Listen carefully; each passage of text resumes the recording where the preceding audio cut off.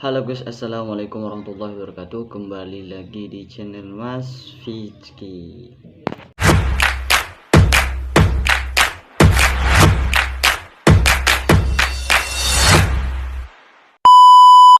LOL. Oke guys, yang baru gabung di channel Mas Fitski, jangan lupa like, comment, dan subscribe, dan jangan lupa nyalakan notifikasi loncengnya agar dapat video terbaru dari saya. Oke guys, sekarang saya akan mengereaction tentang video ceramah Al Ustadz Abdul Somad, yang mana beliau sedang berceramah di kota Palu. Langsung aja kita play videonya. Bagaimana hukumnya menanam sesuatu di dalam tanah yang di atasnya didirikan bangunan, misalnya rumah, ruko, dengan harapan, keyakinan bangunan itu kokoh. Di tempat saya, bahkan rumah saya, gedung kelas, masjid, memang sebelum bangun itu memang di dalam, di tanah itu ditanam supaya kokoh. Yang ditanam itu apa Pak Ustadz? Tiang pancang. Karena tanahnya tidak seperti di Palu, tanah batu. Tanah di tempat kami di Riau itu gambut.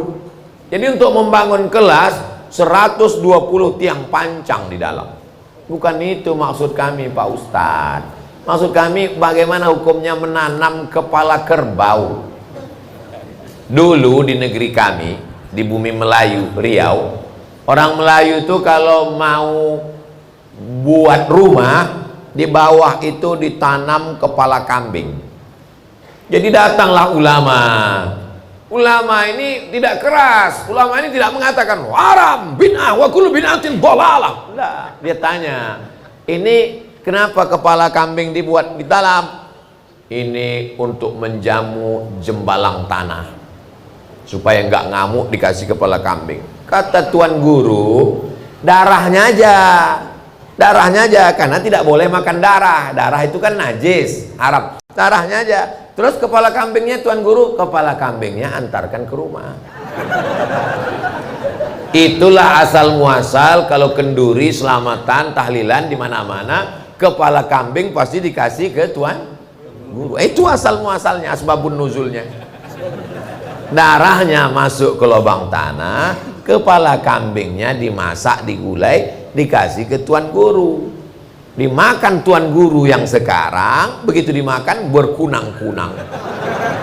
Dikatakan jembalang tanahnya ngamuk, padahal kolesterol naik.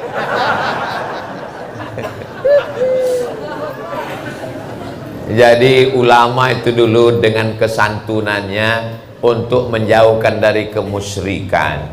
Jadi menanamkan kepala kambing, kepala kerbau ke dalam tanah itu di mana-mana di kampung halaman kami.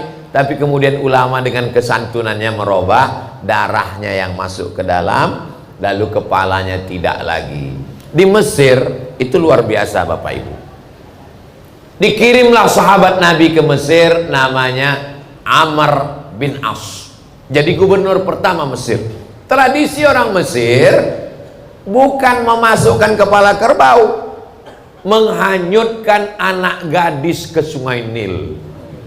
Jadi ternyata jin di Mesir itu lebih keren. Seleranya nggak kepala kambing, anak gadis guys. Anak gadis dikasih perhiasan cantik-cantik, dihanyutkan ke sungai Nil. Amr bin As marah. Kenapa kalian menghanyutkan anak gadis ke sungai Nil? Ini sungai Nil kalau tidak dihanyutkan anak gadis, nanti sungai Nil kering. Kalau kering gandum tidak tumbuh, nanti kita akan mati kelaparan. Amr bin As kirim surat, nomor rekeningnya BSI 720-620-0787. Cerita tentang sungai Nil akan kita lanjutkan setelah yang satu ini. Saudaraku dimanapun berada, mari kita support pembangunan Rumah Quran Nurul Huda Palu, Sulawesi Tengah melalui nomor rekening, catat baik-baik, 720-620-0787. Kenapa banyak kosongnya? Supaya banyak mencet 0000000. Ma akalta fa'afnaita, uang yang kau makan akan busuk. Wa malabista fa'ablaita, kau belikan pakaian akan lapu. Mata saddaqta fa'amdaita, yang kau bangunkan untuk rumah Quran Nurul Huda, itulah yang akan menjadi kekal untuk hari esok. Kita lanjutkan. Dikirimlah surat untuk Khalifah Umar bin Khattab. Wahai Umar bin Khattab, orang Mesir menghanyutkan anak gadis supaya air sungai Nil naik, tolong berikan solusi. Umar bin Khattab buat surat kecil, balas, masukkan ke dalam amplop, tulis surat besar, hanyutkan sungai, air surat ini ke dalam sungai Nil. Amr bin As, gubernur Mesir, penasaran apa isi amplop ini. Dibukanya, dilihatnya isinya, min Abdillah, dari hamba Allah Umar bin Khattab, ila nahrin Nil, untuk sungai Nil. In kunta tajri min qibalillah fajri, kalau kau mengalir karena Allah, mengalirlah. Wa in kunta tajri min qibalis syaitan fala tajri, wa in kunta tajri min qibali nafsika fala tajri, kalau kau mengalir karena dirimu, tak usah kau mengalir sampai hari kiamat. Digulungnya lagi, dimasukkannya ke sungai Nil. Besoknya air sungai Nil naik 16 farsah, 8 meter naik ke atas, dan menghanyutkan anak gadis. Hilang sejak zaman itu, tidak ada lagi, karena jin-jin sungai Nil takut kepada Umar bin Khattab. Allahu Akbar. Kisah ini ada dalam kitab judulnya Al-Bidayah wan Nihayah, ditulis oleh Imam Ibnu Katsir yang menulis tafsir Al-Qur'anil Azim. Itulah mengapa para ulama biasanya, para habaib, kalau diminta untuk mendirikan rumah, buat ruko, buat kantor, biasanya mereka tidak lagi melakukan itu untuk jin jembalang tanah, tapi mereka usir dengan zikir. Afdhalu zikri fa'lam annahu la ilaha illallah, la ilaha illallah. Habis itu kepala kambingnya tidak dikasih ke sana, dimakan bersama-sama, kenduri memohon perlindungan dari Allah Subhanahu wa ta'ala. Nama saya Fulan bin Fulan, tidak saya sebutkan nama, menjaga kode etik jurnalistik, imam masjid. Tentang sebagian paham menyatakan peringatan Maulid Nabi katanya bid'ah. Maulid Nabi itu bid'ah. Kalau Maulid Nabi bid'ah, berarti panitianya masuk neraka, jamaah yang datang masuk neraka. Yang paling panas nerakanya yang ceramah.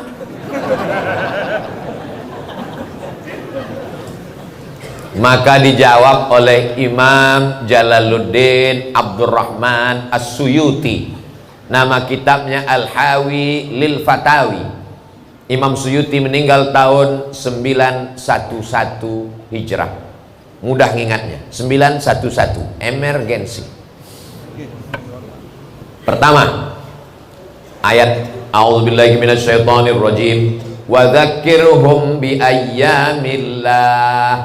Ahli tafsir mengatakan, ingatkanlah mereka dengan nikmat Allah. Ingatlah umur kita, ingatlah harta kita, ingatlah anak kita.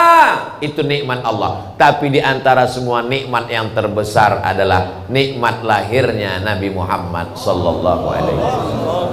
Jadi kalau ada orang buat maulid, itu artinya mengingatkan tentang nikmat yang terbesar. Karena kita tidak pakai Muharram, Safar, Rabiul Awal, kita pakai Januari, Februari, Maret, April, Mei. Abdul Somad lahirnya bulan Mei. Maybe yes, maybe no. Kalau nggak dibuat di maulid, anak kita nggak tahu. Kami lagi tidur-tiduran di Mesir, di masjid tidur-tiduran. Tiba-tiba datang orang Mesir. Halawa, halawa, halawa, halawa, halawa. Haram alaik ya Syekh. Apa ente jual manisan dalam masjid? Senyum dia. Allahumma sholli ala sayyidina Muhammad. Allahumma sholli. Saya tidak jual manisan. Ini hari ini mau Nabi lahir. Dagangan saya kasih makan-makan. Begitu cara dia mengenalkan Nabi. Jadi maulid itu sederhana. Pas hari kelahiran Nabi, belikan manisan-manisan, bagikan ke anak-anak. Allahumma sholli ala sayyidina Muhammad. Allahumma sholli ala sayyidina Muhammad. Ada apa Om? Ini hari kelahiran Sayyidina Muhammad sallallahu alaihi wasallam.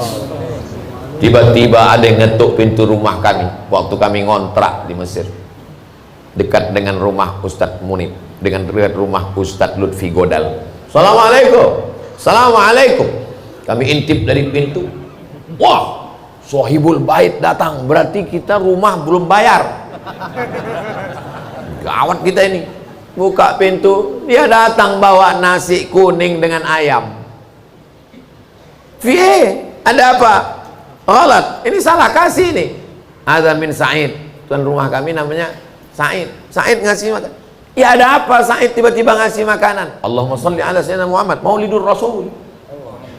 Ternyata maulid itu bukan tabligh akbar rame-rame di masjid. Setiap rumah maulid. Undang Habib datang rumah, baca burda, Maulaya salli wa sallim daiman abada ala habibika khairil khalqi kullihim. Makanya kata Imam Jalaluddin Asyuti, maulid itu isinya 5. Yang pertama baca Quran, yang kedua baca sejarah Nabi, yang ketiga baca doa, yang keempat silaturahim, yang kelima ada makanan. Makanya nanti kabarnya habis ini ada acara sarapan pagi bersama di rumah masing-masing. Jemaah yang dimuliakan Allah. Hah? Kata Ustaz Munib, maujud kata. Supaya orang paham apa itu maulid. 2, baca nanti kitab Al-Hawilil Fatawi. Pada tanggal 10 Muharram, hari Asyura, kita melaksanakan puasa. Betul? 10 Muharram puasa. Kenapa kita melaksanakan puasa di tanggal 10 Muharram? Karena bersyukur kepada Allah. Allah sudah menyelamatkan Nabi Musa dan menenggelamkan Fir'aun pada tanggal 10 Muharram. Pertanyaannya, Allah menyelamatkan Nabi Musa itu sudah lama kan? 3000 tahun yang lalu. Kenapa kita di Muharram itu tetap puasa tiap tahun? Kata Imam Suyuti, itu dalil boleh mensyukuri nikmat itu berulang-ulang setiap tahun, walaupun momennya sudah lewat. Dan syukur kita di bulan Maulid adalah dengan tabligh akbar, bersedekah, bersyukur atas kelahiran Sayyidina wa Maulana Muhammad sallallahu alaihi wasallam. Pendalilan 10 Muharram itu diambil Imam Suyuti dari siapa? Dari Al-Hafiz Ibnu Hajar Al-Asqalani. 2 Al-Hafiz, Al-Hafiz Ibnu Hajar Al-Asqalani, Al-Hafiz Jalaluddin Abdurrahman As-Suyuti melaksanakan maulid dan membolehkan maulid. Al-Hafiz hafal 300.000 hadis buat maulid. Tiba-tiba ada ustadz hafal 3 hadis kalau laptopnya hidup. Kalau laptopnya mati hadisnya hilang, mengatakan bid'ah. Saya lebih mau ikut Al-Hafiz Jalaluddin Abdurrahman As-Suyuti dan Al-Hafiz Ibnu Hajar Al-Asqalani. Kalau bapak mau ikut ustadz yang hafal 3 hadis laptopnya hidup, terserah. Saya hanya menjelaskan dalilnya. Manhajuna manhajul bayan. Metode kami hanya menjelaskan dalil. Yang mau ikut alhamdulillah, yang nggak mau ikut ya terserah. Berikutnya, ketika orang melaksanakan maulid itu adalah ekspresi kecintaannya. Maka kata Sayyid Muhammad bin Alawi bin Abbas Al-Hasani Al-Maliki, ahli hadis dari Makkah, doktor dari Al-Azhar, profesor, mengajar di Masjidil Haram. Apa kata beliau? Kalau ada orang bertanya, kenapa kalian buat maulid? Kenapa buat maulid? Berarti sama dia dengan nanya, kenapa kalian bahagia dengan kelahiran Nabi Muhammad SAW? Apakah perlu ditanya, kenapa kau bahagia anakmu lahir? Kenapa kau bahagia kelahiran Nabi Muhammad? Malam Lailatul Qadar mulia, Idul Fitri mulia, baca Quran mulia, tapi semua kemuliaan itu tidak ada kalau tidak ada kelahiran Nabi Muhammad sallallahu alaihi wasallam. Al-Hafiz Al-Maqdisi, ahli hadis, bersyair, idza 6 bait, idza kana hadza kafiran jaa dhammuhu tabbat yadahu fil jahimi mukhlida ata annahu fi kulli yaumil itsnaini abada yukhaffaf anhu al-'adzabu masruran bi ahmada fa kaifa billadzi tula umrihi bi ahmada masruran wa mata muwahhida. Kalau Abu Lahab saja yang dijamin masuk neraka, ringan azabnya setiap hari Senin karena senang menyambut kelahiran Nabi Muhammad, memerdekakan budaknya Suwaibah, apalagi orang yang beriman seumur hidupnya bertauhid dan senang menyambut kelahiran Muhammad sallallahu alaihi wasallam.